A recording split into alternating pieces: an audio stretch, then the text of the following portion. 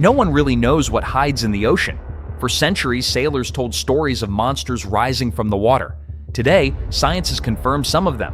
Others are still a mystery. Here are 10 sea creatures that prove the line between fact and legend isn't always clear. Number 10. Kraken. Our first creature for today is the Kraken. To sailors, it wasn't a myth. It was a death sentence. They said its body rose like an island, its tentacles bigger than masts, and its one pull could snap a ship in half. The earliest tales come from Scandinavia. Fishermen swore the sea itself boiled before it appeared. It was said to rise from the depths, seize ships in its arms, and drag them into whirlpools that swallowed men and timber alike. The first documented sighting came in 1180, centuries before anyone had even heard of giant squids. Then, in 1853, a massive carcass washed onto the shores of Denmark. It looked exactly like what those sailors had spoken of. And here's the astonishing fact. Krakens are not entirely based on legends. For centuries, no one had proof, only scars on whales and mangled remains. Then, deep-sea cameras finally caught one alive, showing the size and power were no exaggeration. Now, science has confirmed that giant squids can reach up to 13 meters or 43 feet in length, though the fragments of evidence hint at something even larger. The Kraken still grips us today, on screens, in stories, in every shadow beneath the waves. Does it exist? Science says no, but with most of the ocean still uncharted, maybe we've only seen pieces of the truth. Number 9. Mermaids. The next creature on our list is the mermaid, also known as the siren. They began as warnings. In the Odyssey, 8th century BC, voices drifted over black water and men forgot who they were. Sailors heard a promise, then rocks, then silence. The first sirens weren't mermaids. They were half woman, half bird, predators with faces like angels and bodies built for the kill. Beauty on the shore, bones below it. Their song didn't ask, it commanded. Ships turned, crews obeyed, the sea finished the work. Centuries passed, the image changed. Feathers became scales, wings, a tail. The Middle Ages turned monsters into mermaids, still alluring, still lethal, dressed now in romance and moonlight. The meaning didn't change. Temptation that looks like salvation. Today, the ocean hasn't lost its music. We've only learned to call it something prettier. Number 8. Leviathan. Some monsters live only in stories. Others are written into scripture.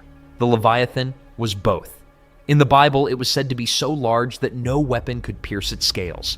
Some verses describe fire from its mouth. Others call it a serpent coiled around the seas themselves.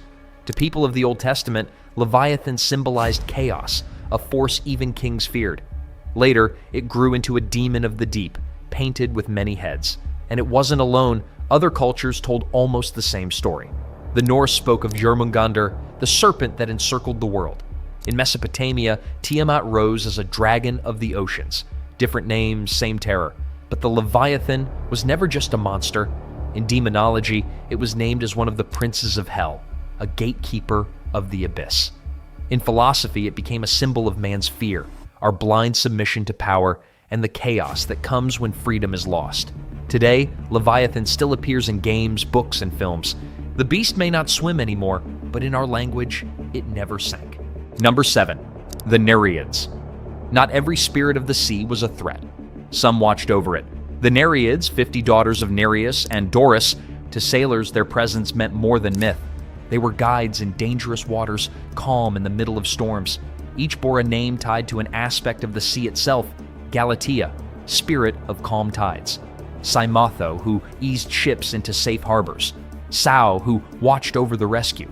Artists carved them into temples and painted them on vases, maidens riding dolphins, seahorses, even monsters, always close to Poseidon. But for all their gentleness, the Nereids were still the sea. Unpredictable, unfathomable. The Greeks honored them not just out of love, but out of fear. To forget them was to tempt the waters. To name them was to ask for safe passage. In later centuries, Europe turned sea spirits into mermaids, but the Nereids remained something older. They were not warnings of death, but reminders of balance. The sea could cradle as easily as it could consume, and the Nereids stood in between, guardians of a world that never truly belonged to man. Number 6. Ningen. Next up, the Ningen.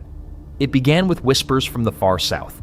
Japanese whaling crews in the 20th century spoke of a shape beneath the ice, white, enormous, and almost human.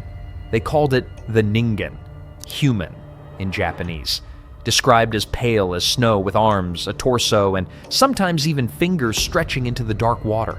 But where a face should be, there was only emptiness.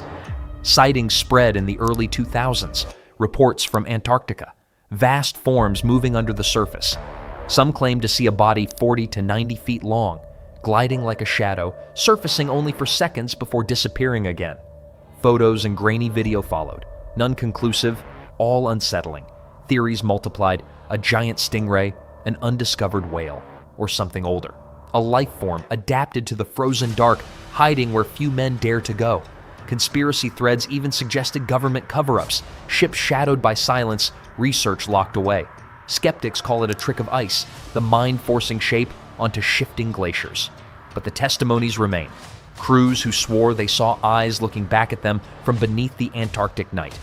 The Ningen has never been captured, never been explained, only seen. And in the coldest place on Earth, maybe that's enough. Number 5, Umibozu. In Japan, sailors feared silence more than storms, because from calm seas a shadow could rise, vast, black, and shaped like a monk's head above the waves. That was the Umibozu. It never came the same way twice. Some said it towered over masts, its form shifting like smoke. Others swore it leaned close, speaking in a voice so deep it shook the hull. The stories carried a pattern. The spirit would demand barrels from the crew, offer the wrong one, and the ocean poured in until the ship broke apart. No trick, no escape, only drowning. Tales of the Umibozu stretch back to the Edo period. Some believed it was the ghost of drowned priests, cursed to wander the sea. Others saw it as a god of vengeance, appearing only to those who had offended the water. Rational minds call it waves, fog, the tricks of fear at night. But sailors kept their barrels ready, because the Umibozu was not a storm. It was something that came after. Number 4, Cecaelia. Next in this series is a creature that drifts between fantasy and reality. Half human, half octopus, they call it the Cecaelia. The earliest whispers came from sailors who swore they saw women's faces rising from the deep, their lower bodies nothing but writhing tentacles. Some said they were enchantresses, pulling men beneath the waves. Others, shapeshifters, born from the ocean itself. Unlike mermaids, they carried no promise of beauty or safety. Their allure was darker, seduction tied to fear, a glimpse of something human, hiding in something that was not. No ancient text confirms their existence. No sailor's log proves their form, yet the image persists, etched into human memory, surfacing again and again. Number 3, the Aspidochelone. Number 8 in this video is the Aspidochelone. Medieval sailors feared the island that was no island at all, a vast shape floating on the water, still and silent. Its back looked like land, rocks, soil, even trees. Crews would anchor, light fires, and rest. But when the beast stirred, the sea closed over them. What they thought was earth was flesh, and what they thought was safety was death. The earliest accounts appear in the Physiologus, a Christian text from the 2nd century. There it was a lesson disguised as a monster, temptation that lured men in, only to drown them when they trusted too easily. Descriptions vary, sometimes a whale large enough to swallow fleets, sometimes a turtle, its shell mistaken for a shoreline. Always enormous, always deceptive. Skeptics point to misidentified whales, mirages, and fear of the unknown sea. But to the sailors who swore they saw it, the Aspidochelone was no legend. It was a warning. In the open ocean, even land could lie. Number 2, Scylla. On the coast of southern Italy, sailors once faced a choice. To one side, a whirlpool. To the other, a monster. That monster was Scylla. Homer wrote of her in the Odyssey, a creature with the upper body of a woman, but sprouting 6 long necks, each ending in jaws lined with rows of teeth. Below the waist, writhing dogs and serpents.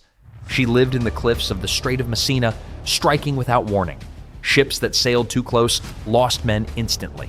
Each of her 6 heads would lunge forward, seizing a sailor and devouring him instantly. Over time, poets tried to give her a tragic backstory, claiming she was once a beautiful maiden cursed by jealous gods. But for the sailors who risked those waters, Scylla wasn't a victim. She was death itself, waiting above the waves. Was Scylla real? Probably not. But the symbolism she carried has lasted for centuries.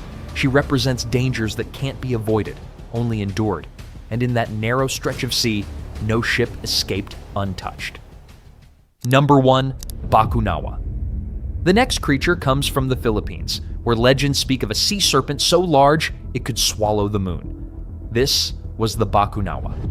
According to Visayan mythology, the Bakunawa was a dragon-like serpent dwelling in the ocean's depths. With a mouth wide enough to consume the sky, it was blamed for eclipses. People believed that when the moon disappeared, it was because the Bakunawa had risen to devour it. Descriptions vary, sometimes a giant fish, other times a winged serpent with whiskers and a red tongue. In many tales, its scales shimmered like silver, reflecting the moonlight it chased. Some stories even said the creature once tried to eat 7 moons, and only one remains because people banged pots, shouted, and played instruments to scare it away. Here's an interesting detail. The Bakunawa wasn't always seen as evil. Some stories describe it as a guardian of the sea who fell in love with a human maiden. When that love was forbidden, the creature's grief and rage turned it into a devourer of moons, a symbol of longing twisted into destruction. From a scientific point of view, the myth may have been an ancient attempt to explain lunar eclipses, rare and terrifying events for people who live closely with the rhythm of the sea and sky. Just as Norse mythology had wolves chasing the sun and moon, the Philippines had its own serpent in the stars.